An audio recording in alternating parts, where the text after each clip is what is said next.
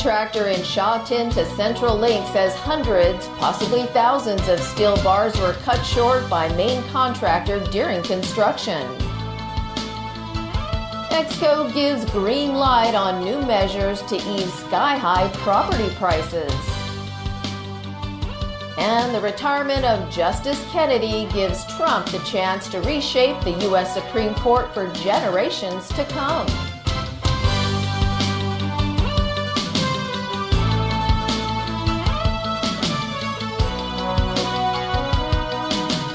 Good evening and welcome. The managing director of a subcontractor expanding Hong Hom Station has given a first-hand account of how steel bars were systematically cut short. This after China Technology Corporation Limited was silenced in an incident report the MTRC recently submitted to the government. Elmi Long with the latest. Jason Poon wants to set the record straight. He's the managing director of China Technology Corporation Limited, a subcontractor involved in works to expand Hong Hom Station. He confirmed that steel bars used there were cut short. They are wearing light uniform. Whenever they hotly find there is some problem on the cupolers, they cut the bar at the spots. They are cutting the whole bundle of the fat bar. I saw also on 4, there are some cut pieces. That is the debits on about 20 to 30 number pieces. These two superintendents thought it is a normal and correct exercise, and they further instruct in front of me to their labor to continue the cutting. He believes hundreds, if not up to 1,000 steel bars were trimmed by a hydraulic cutter. Video evidence of the shortened bars, he said, was deleted during a meeting with Leighton executives last September.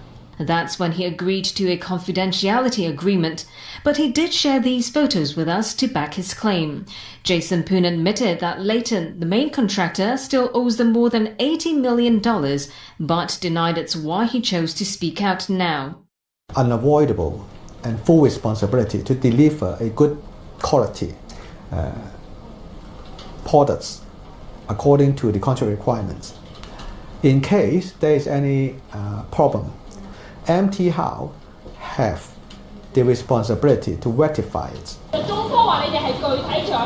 Meanwhile, MTRC Chairman Frederick Ma walked away from reporters today when asked about a possible cover-up involving the rail giant. Elmi Long, TVB News.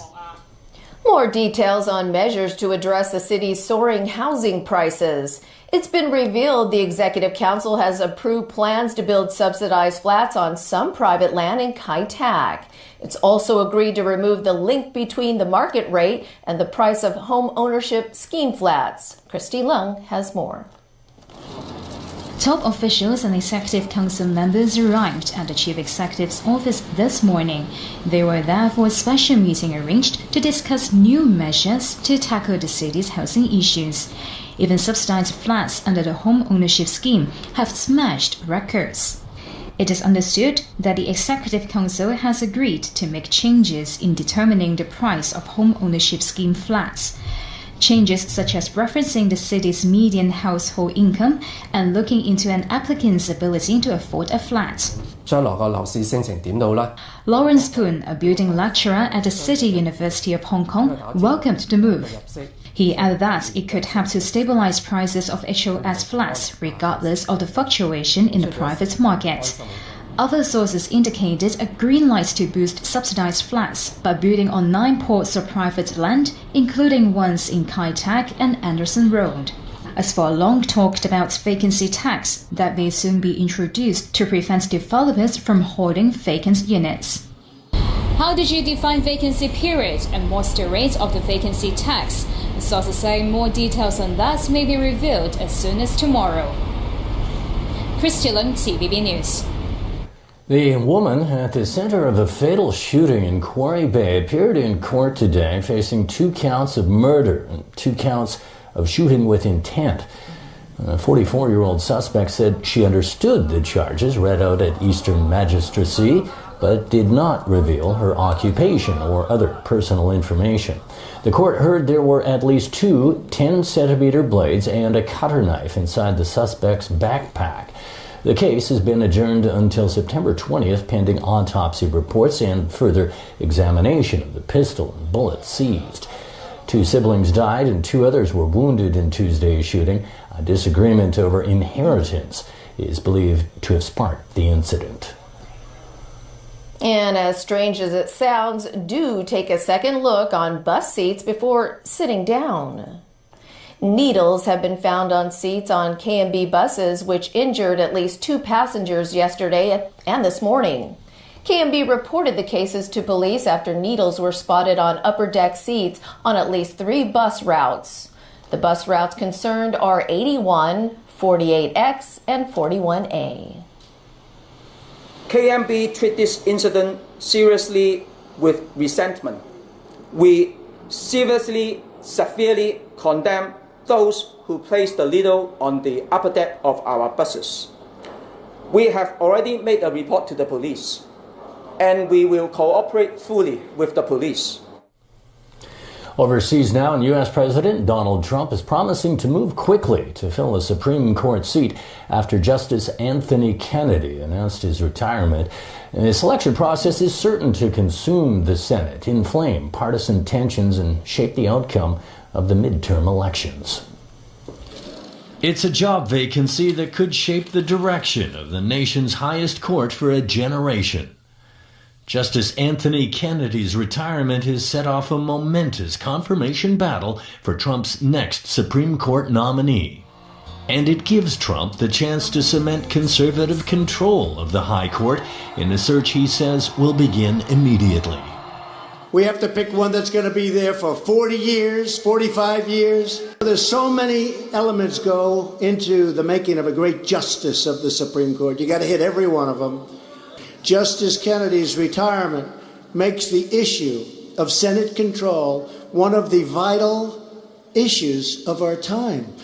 Trump will pick from a list of about 24 nominees as he looks to stack the court with conservative judges and tip the balance of a court that is almost evenly split. Justices who would try to overturn Roe v. Wade, the landmark decision giving women the right to have an abortion in this country. Now, the overturning Roe v. Wade may not be immediately likely, but certainly a more conservative court would probably be more willing to uphold abortion restrictions that states might pass. If Republicans unite behind Trump's selection, there's little that Democrats can do to stop it, with just 51 votes now required for confirmation. Democrats say the vote on a replacement should not happen in a midterm election year. Millions of people are just months away from determining the senators who should vote to confirm or reject the president's nominee, and their voices deserve to be heard now. Anything but that would be the absolute height of hypocrisy. Republicans blocked President Barack Obama from filling the vacancy created by Justice Antonin Scalia's 2016 death. The seat was left open until after the presidential election, allowing Trump to nominate Justice Neil Gorsuch. Washington and Moscow have struck a deal for a summit between U.S. President Donald Trump and Russian President Vladimir Putin. According to Fox News, the pair will meet in the Finnish capital, Helsinki. But the move is bound to worry allies. Alan Buknia reports. Donald Trump listed Syria and Ukraine as subjects the two leaders would discuss. It was Russia's annexation of the Ukrainian region of Crimea in 2014 that led the group of 7 industrialized nations, at the time the G8, to kick Russia out. At the last G7 meeting, Trump expressed his thoughts that Russia should again be included. U.S. Secretary of State Mike Pompeo echoed that sentiment before a Senate committee. The president deeply believes that having Russia be part of these important geostrategic conversations is inevitable, and that there's a long history of that. We have about as poor a relationship with Russia as I can recall in my adult lifetime. The planned summit is expected to irritate European allies who want to isolate Russia and are concerned about Trump's over-friendly attitude towards the Russian leader.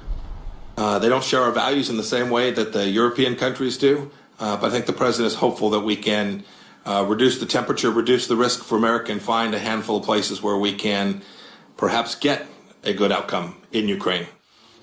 The meeting is also likely to go down badly among critics who say Trump is ignoring Russian meddling in the 2016 election. But U.S. National Security Advisor John Bolton, who's in Russia and previously warned against negotiating with Putin, robustly defended the summit. I think a lot of people have said or implied over time that a meeting between President Trump and President Putin would somehow prove some nexus between the Trump campaign and the Kremlin, which is complete nonsense. Bolton said Trump will confront Putin on the issue of meddling. Alan Bucania, TVB News. U.S. Defense Secretary Jim Mattis has assured South Korea of America's ironclad commitment to its security. Mattis said the U.S. will keep troop levels unaltered at about 28,500. He defended President Trump's decision this month to halt the military exercises. He said it would increase the opportunity for diplomats to negotiate. Critics say if the war games continue to be suspended during what's expected to be lengthy denuclearization negotiations with North Korea, it could risk the readiness of the forces. Earlier today, Mattis met with Vice Chairman of the Central Military Commission, Xu Qingliang, in Beijing. They discussed increased military cooperation despite security tensions and a possible trade war.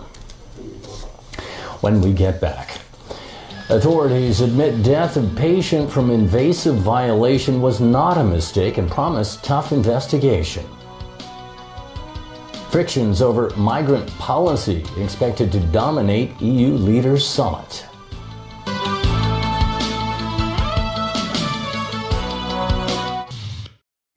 究竟買樓先定棟房先？有差利卓別靈先定亞視匹靈先 ？Learn Mandarin first 還是先學英語？你學好廣東話先啦。唔理3721線定3967線，有日出先定有黎明先。EPS Easy Cash 買嘢加攞錢都可以一齊先。超過2500間商鋪都用得，咁正，咁去邊間先呢？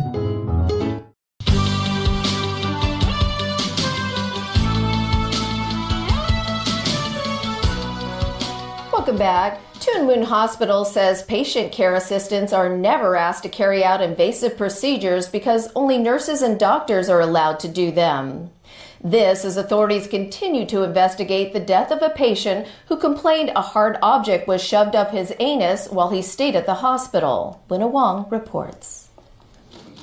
It's the first time Tuen Mun Hospital officials have come out to speak since the fiasco.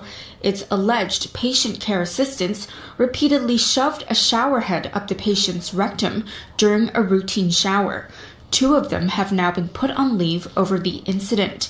And so, out of the many questions that remain unanswered, the biggest is probably what caused them to do such a thing. Authorities don't seem to have an answer for that yet.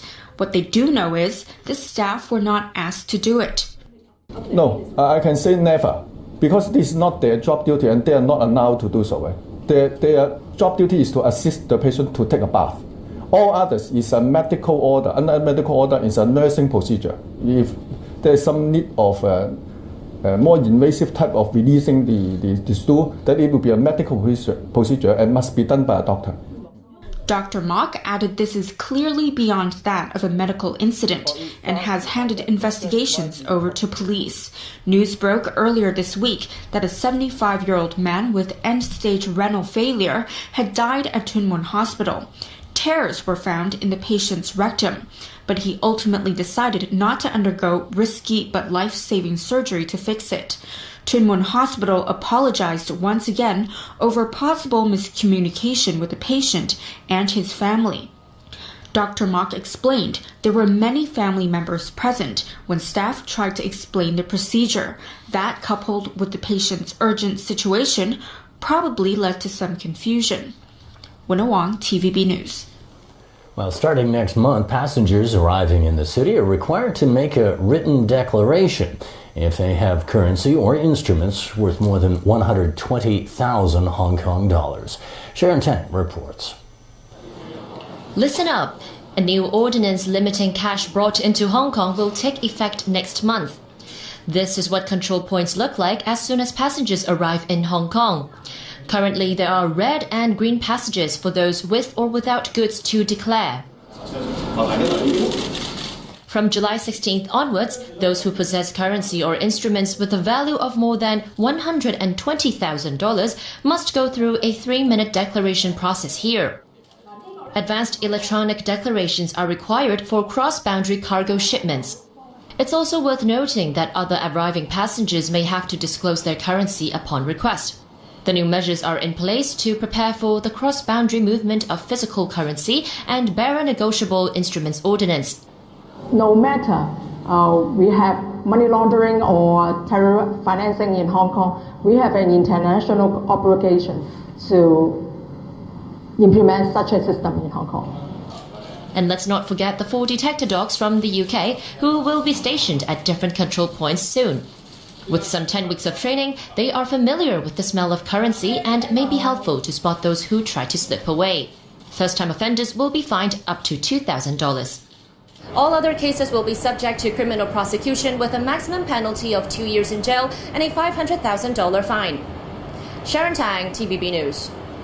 A high court judge today adjourned the sentencing of parents convicted of various charges in a child neglect case. Their 10-year-old daughter remains in hospital in a vegetative state. Her latest medical reports highlighted her pneumonia and respiratory infection. Doctors expect she could only live another 10 years. A defense lawyer says there is no evidence to prove the girl's mother intentionally wounded or starved her. This as the girl's father pleaded for leniency after admitting he should have revealed the case earlier. Judgment will be handed down at 11 a.m. tomorrow. Overseas again, and a U.S. military team has joined rescuers in a race against time and weather to find a group that went missing in a Thai cave 5 days ago. Heavy rain has been flooding the cave in Chiang Rai province in northern Thailand since the 12 boys and their football coach disappeared. The U.S. Indo-Pacific Command in Hawaii has sent a team of about 30 people to assist a Thai Navy SEALs team and a British cave diving experts already on site. A Thai search official says they were forced to switch off electricity and water pumps because overnight rain raised water levels again. After nearly a week of searching for safe harbor, a ship filled with hundreds of migrants was finally allowed to dock in Malta. This comes ahead of a 2-day summit aimed at distributing the migrants more evenly among EU countries. The migrant rescue ship Lifeline, with 234 migrants on board, was stranded at sea for 5 days while European nations haggled over their fate.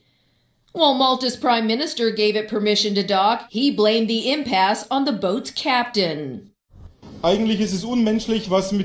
Captain Klaus-Peter Reich ignored Italian authorities who instructed him to let the migrant boats be intercepted by the Libyan Coast Guard.